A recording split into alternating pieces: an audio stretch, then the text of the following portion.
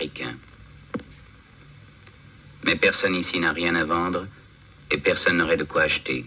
Ces gens ont dû fuir leur pays, ce sont des réfugiés.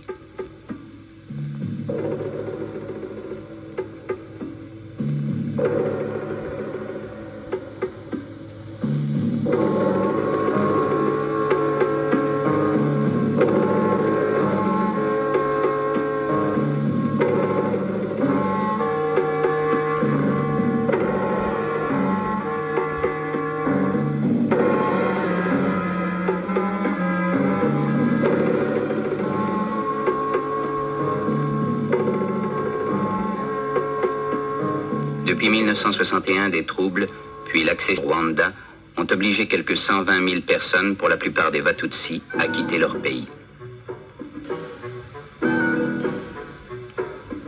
Souvent pourchassés, ils ont dû fuir hâtivement. Ils laissaient tout derrière eux, leurs troupeaux, leurs biens, parfois même un enfant.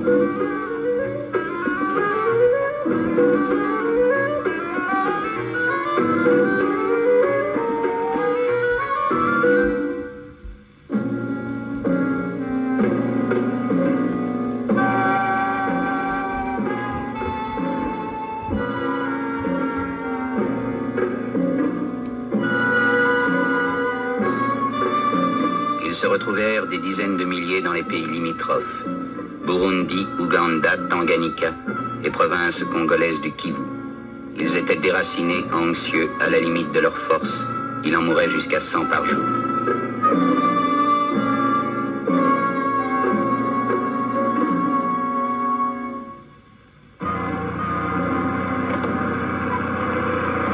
Les pays d'accueil sont alors eux-mêmes aux prises avec les problèmes nés de leur récente indépendance. Leurs gouvernements font appel à l'aide de la communauté internationale. Dès mars 1962, à la demande et de concert avec le Haut Commissariat des Nations Unies pour les réfugiés, la Ligue des sociétés de la Croix-Rouge accepte de coordonner des programmes de secours. Ainsi débute la phase d'urgence de l'opération. Il faut nourrir, vêtir, abriter, soigner.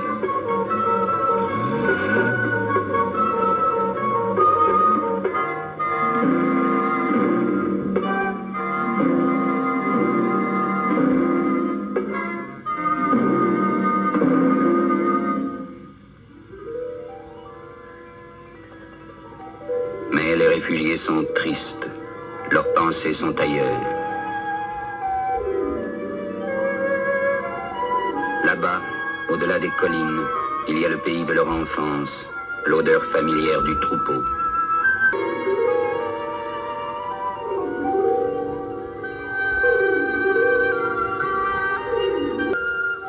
Mais ils ne peuvent plus rentrer dans leur pays.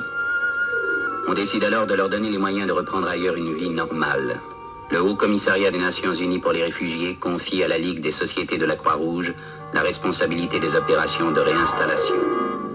Pour la Croix-Rouge débute une tâche nouvelle, plus longue que celle auquel elle est habituée, mais née aussi d'une situation d'urgence. Le siège de la délégation de la Ligue est installé à Bujumbura, capitale du Burundi, au bord du lac Tanganyika.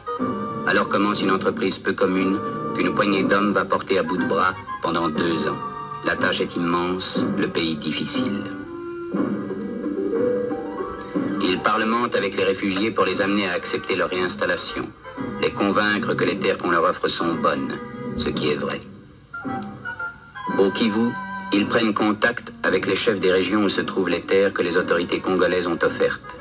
Il faut créer de bons rapports entre les populations locales et les nouveaux arrivants.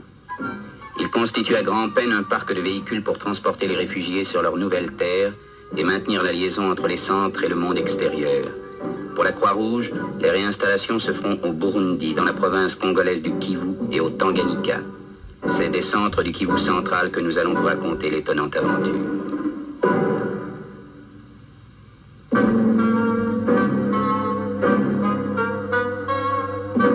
Il y a 80 km entre Bukavu, siège de la sous-délégation de la Ligue, et les hautes montagnes du Kivu central. Les pistes sont difficiles, personne ne s'en occupe plus. La Croix-Rouge va devoir mettre sur pied son propre service d'entretien. Ce chemin, ses délégués vont le parcourir des centaines de fois à une allure qui ne dépassera jamais 15 km à l'heure.